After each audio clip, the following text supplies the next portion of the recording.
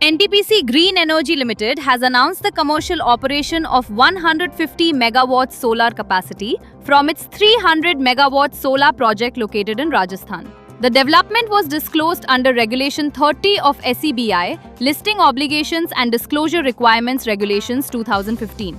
National Aluminium Company Limited leadership has conducted a detailed site inspection at the MNR complex in Koraput, underscoring the company's focus on timely execution of expansion projects and long-term growth. THDC India Limited has achieved a major milestone at the 4x 111 megawatts Vishnugarh Pipalkoti hydroelectric project with the successful lowering of the fully assembled stator of Unit 1 on April 15, 2026. The development marks a significant step towards the commissioning of the strategically important hydropower project.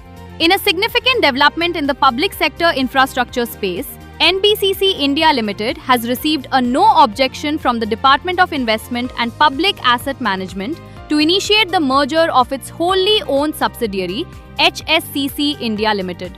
In a major renewable energy milestone, NTPC Limited has announced that 150 megawatt solar capacity in Rajasthan has been declared under commercial operation date through its subsidiary NTPC Green Energy Limited. In a major real estate investment move, NBCC India Limited has emerged as the highest bidder in an e-auction to purchase a commercial tower at Bharat Business Park in Sarojini Nagar, New Delhi.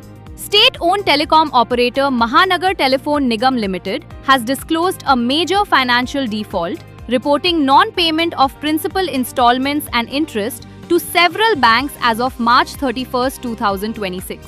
NBCC India Limited has successfully concluded the e-auction of commercial built-up space at Bharat Business Park located in Sarojini Nagar, New Delhi.